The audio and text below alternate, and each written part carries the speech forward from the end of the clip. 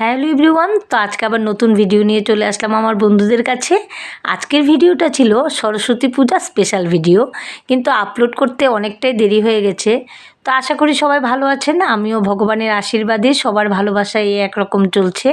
তো এইবারে সরস্বতী পূজাটা না আমাদের একটু অন্যরকমই ছিল, কারণ আমার বর বাড়িতে ছিল না। আর আমার বর বাড়িতে না থাকা মানে পূজাটা সত্যিই সেই আনন্দদায়ক হয় না। ও ছাড়া আমরা একদমই মানে কি বলবো, একদমই পারি না। সব কাজের জন্য ও আমাদের যথেষ্ট উৎসাহ দেওয়া, উদ্দীপনা সব কিছু ওর। তারপরও পূজা করতে হবে, নিয়মের পূজা। ও যেহেতু একটা প্রোগ্রামে বাইরে গিয়েছিল, তারপর আমাদের দায়িত্ব ছিল এই পূজাটা সুন্দর করে করার। তো যথারীতি আমরাও চেষ্টা করেছি ও যেভাবে দায়িত্ব দিয়ে গেছে সেটা পালন করার। তো প্রথমে ভেবে নিয়েছিলাম আমরা প্যান্ডেলটা কী দিয়ে বানাবো। তার জন্য আমি আগের দিন মানে ছাদ থেকে দেখছিলাম আমার জ্যাঠা শ্বশুরের বাড়ির দিকে ছোট ছোট চারা গাছ, কলা গাছের চারা। তো সেগুলো দেখে ভাবলাম যে প্যান্ডেলটা যদি কিছু না করতে পারি, ঠাকুরের দুই দিকে যদি আমরা দুটো করে কলা গাছ রাখি তাহলে একটু সুন্দর হবে। আর ভাবতেও পারছি না কি করব কি না। তো তার জন্য কলা গাছের চারাগুলো আগে জেঠু ওদের বাড়ির দিক থেকে কেটে এনেছি, কারণ জেঠু ওদের বাড়িতে মানে জঙ্গল হয়ে গেছে। কারণ এটা যেহেতু পেছন বাড়ি, সেভাবে মানুষ থাকে না, তার জন্য আর জঙ্গল হয়ে যায়। সেখান থেকে আমি আর আমার যা মিলে চারা গাছগুলো কেটে এনেছি। ভেবে নিয়েছি কিছু না কিছু একটা করব সেগুলো দিয়ে। তো যথারীতি তারপর বিকেলবেলা চারা গাছ আগের দিনই কেটে রেখেছি, আমের পল্লবও জেঠু ওদের বাড়ি থেকে নিয়ে এসেছি। আর বিকেলবেলা আমি আর আমার যা মিলে চলে গেলাম পূজার বাজার করতে। আর এর আগের দিনই ঘটের শাড়ি, গামছা, এগুলো সব মায়ের সাজের জিনিস এগুলো এনে রেখেছিলাম। তো পূজার আগের দিন কি করলাম, সন্ধেবেলা বেরিয়ে পড়লাম আমি আর আমার যা মিলে পূজার বাজার করার জন্য। তো গিয়ে প্রথমে চলে গেলাম দশকর্মার দোকানে, ওইখান থেকে যা যা দরকার সব নিয়ে এসেছি। আর সরস্বতী পূজাতে কিছু অন্যরকম জিনিস লাগে, যেগুলো আটকড়ই বলে, সেগুলো সব দশকর্মার দোকানেই পাওয়া যায়, সেখান থেকে সব নিয়ে এসেছি। তারপর এক এক করে সব বাজার এনে, আমাদের নাচের স্কুল যেহেতু আমার বরের নাচের স্কুল, তো ওই নাচের স্কুলে আমাদের সরস্বতী পূজা হয়ে থাকে। আর আমার বর কী করেছিল, এবারের মূর্তির অর্ডারটা ও বাড়ি মানে আমাদের বাড়ি পৌঁছে দেওয়ার জন্য আমাদের পাড়াতে একজনকে দিয়ে গিয়েছিল। তো সেখান থেকে বাড়িতে মূর্তিটা দিয়ে গেছে, অনেকটা কাজ এগিয়ে গিয়েছিল সেটা একটা, না হয় আমাদের গিয়ে আনতে হতো। তো যথারীতি মূর্তি আসার আগ পর্যন্ত আমরা সব বাজার সদাই করে রেখে, তো তারপর রাত 10টা নাগাদ ঠাকুরের মূর্তি এনে দিয়েছে। তো রাতে আর কিছু করতে পারিনি সেভাবে। প্যান্ডেলটা যদি প্যান্ডেল বলতে কিছু না কিছু তো একটু মূর্তির চারপাশ করতে হয়, গুছিয়ে নিতে হয়, সেটা আর রাতে করতে পারিনি, অনেকটাই রাত হয়ে গিয়েছিল।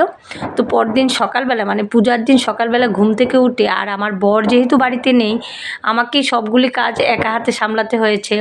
কারণ ঘরের কাজ বা পূজার কাজ অনেকটাই আমাকে নিজের হাতে করতে হয়েছে। আর আমরা না ঘরের কাজ সব সময় আমরা সব কাজই দুজনে মিলেমিশে করি। তো ও যেহেতু বাড়িতে নেই, আমার সবটা কাজই আমার একা করতে হয়েছে বেশিরভাগটা।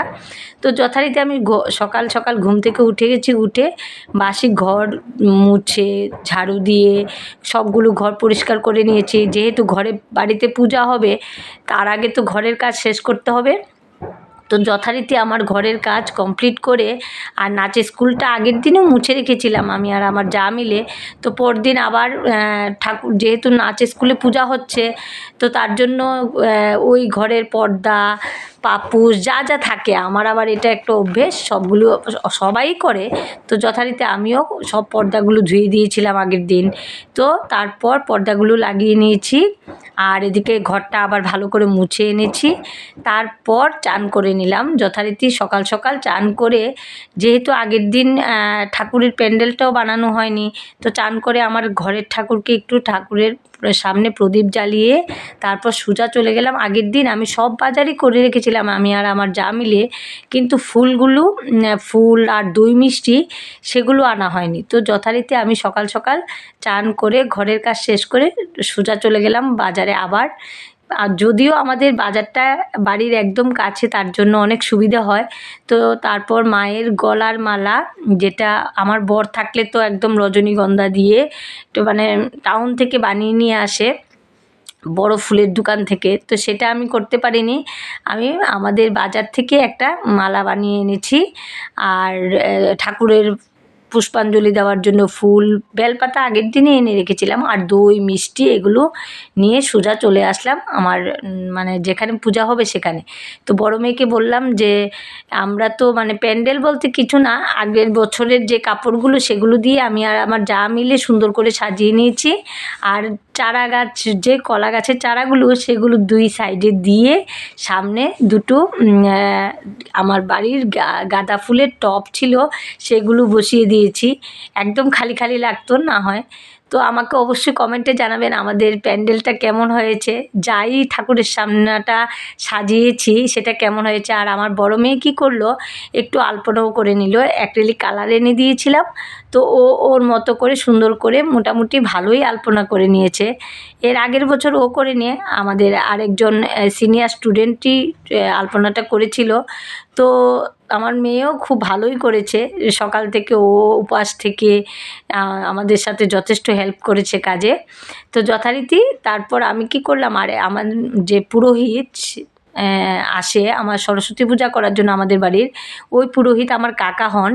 তো কাকা বলেছিল 12টা নাগাদ চলে আসবে, তার জন্য আমরা যতটুকু সম্ভব। আর পঞ্চমী তিথিটা নাকি এবার মনে হয় 1টা বা 1:30টা পর্যন্ত ছিল। তো আমি ভাবছি যেন পূজাটা একদম সময় মতো হয়, তার জন্য সব কিছু মোটামুটি রেডি করে রেখেছি। আর আমার যা বসে এদিকে ভোগ প্রসাদগুলো বানিয়ে নিচ্ছিল, ফল টল কেটে নিচ্ছে। আর আমি এদিকে ঘটের মোটামুটি ঘরটা পুরো রেডি করে নিয়েছি, মানে যা কিছু দরকার যেন কাকা এসে তাড়াতাড়ি করে পূজায় বসতে পারে তার জন্য। তো আমরা এগুলো রেডি করতে করতে যথারীতি কাকাও চলে এসেছে পূজা করার জন্য। আর আমার এই কাকা অনেক বছর ধরেই মানে আমাদের বাড়ির সরস্বতী পূজাটা এই কাকাই করে থাকে। তো তারপর যথারীতি কাকা এসে একদম পুরো রেডি পেয়েছে, তার জন্য পূজায়ও বসে গেছে সময় মতো। কাকাও সময় মতো যখন বলেছিল একদম 12টায় চলে এসেছিল।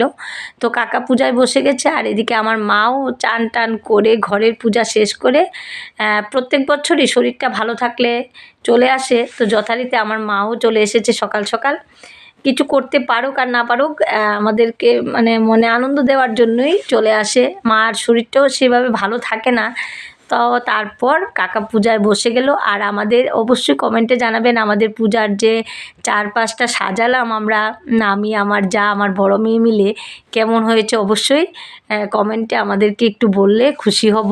তো তারপর কাকা যথারীতি পূজা শুরু করলো, আর আমি এদিকে চলে গেলাম রান্নাঘরে, কারণ পূজার পর কিছু না কিছু তো একটু খাবারের ব্যবস্থাও করতে হবে।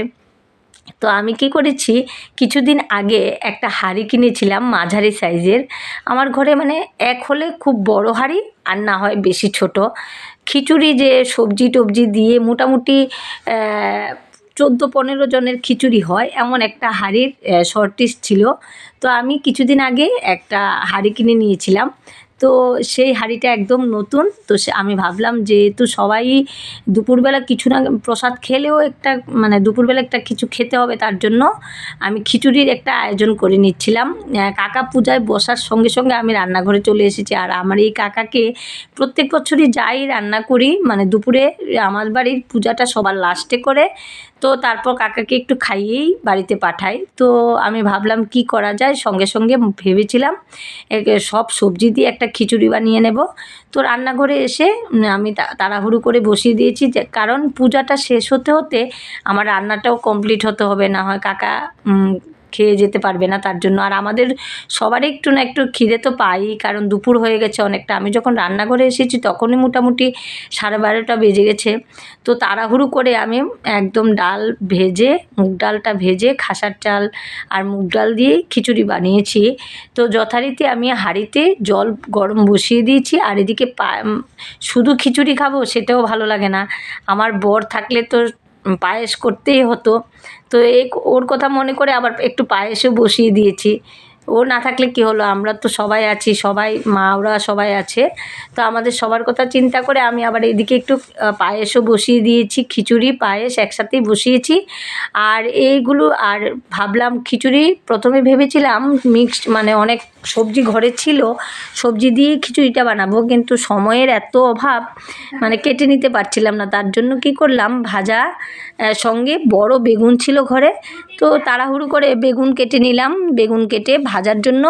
তো এগুলো করতে করতে মোটামুটি যতক্ষণ টাইম, আর এদিকে কাকার পূজাও মোটামুটি শেষ হয়ে গেছে। এর মধ্যে আমার যা এসে বলেছিল যে সবজিগুলো কেটে দেওয়ার জন্য, যে খিচুড়ির মধ্যে সবজি দেবো। তো যাকে বললাম যে আমাদের ঘরের যে নিত্য পূজাটাও সেদিন দেরি হয়ে গিয়েছিলো। আমরা সবাই সরস্বতী মায়ের পূজার আয়োজন করতে করতে ঘরের নিত্য পূজা যেটা, সেটা দেওয়া হয়নি। তো আমি যাকে বললাম যে আগে গিয়ে নিত্য পূজা মানে আমাদের ঘরের পূজাটা দিয়ে আসো তুমি, আর আমি এদিকে যা করার করে নেব।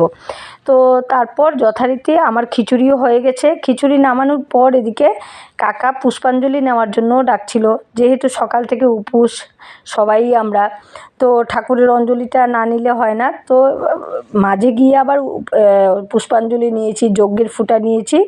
তো এইগুলো করে খিচুড়ি হতে হতে খিচুড়ি আর পায়েস নেমে গেছে। এমন সময় আবার পূজা শেষ হয়ে গেছে। তো আমি আমার যাকে বললাম যে তুমি এখন সবাইকে প্রসাদগুলো বাট করে দাও। তো যা কী করলো, ওই ঠাকুরের ওইখানেই বসে সবার জন্য প্রসাদ আলাদা আলাদা করে সবাইকে বেড়ে দিল।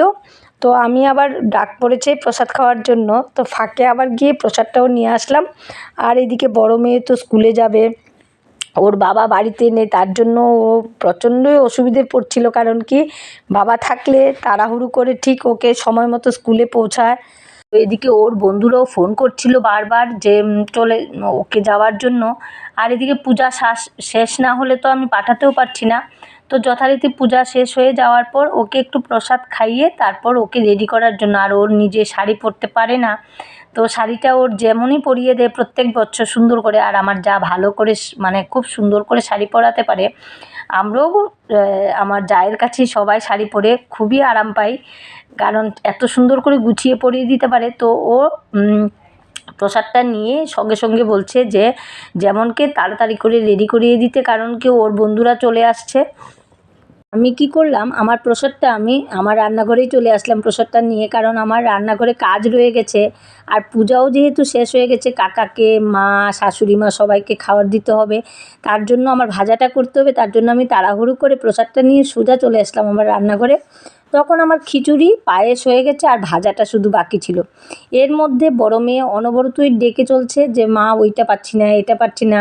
মানে রেডি হওয়ার জন্য যা যা লাগে, ও তো এমনিতে তো শাড়ি পরে না, তো যথারীতি শাড়ি টাড়ি পরে একদম রেডি হয়ে গেছে। তো ফাঁকে এসে আমি আবার ওর কী পরবে কী না শাড়ির সাথে এগুলো আবার বের করে দিচ্ছিলাম। মানে তাড়াহুড়ো বলতে এত তাড়াহুড়ো, সব দিক দিয়ে দৌড়াদৌড়ি লেগে গিয়েছিল একই টাইমে। তো যথারীতি মেয়েকে পুরো আমার যাই শাড়ি টাড়ি পরিয়ে দিয়েছে, তো ও মেকআপ করে নিয়েছে। আর আমার যা যা গয়নাগুলো ও পরবে সেগুলো বের করে দিলাম। তো একদম পুরো রেডি হয়ে গেছে ও যাওয়ার জন্য। আর এদিকে বাবাকে খুব মিস করছিল, কারণ ও সেদিন এত মানে উবারও পাচ্ছিল না, আর যাওয়ার জন্য পুরো রেডি। আর প্রত্যেকটা উবার খালি ক্যান্সেল করে দিচ্ছে, মানে আসছেই না। তো তারপর আমাদের পাশের বাড়ির দাদা, নিজের অটো আছে, তো ওই দাদাকে আমার যা বললো মানে মেয়েকে একটু স্কুলে পৌঁছে দেওয়ার জন্য। তো দাদা যথারীতি একদম সময় মতো মেয়েকে স্কুলে নিয়ে যাওয়ার জন্য চলে আসলো। তো এই ছিল আমার ছোট্ট ভিডিও। কেমন লাগলো অবশ্যই কমেন্টে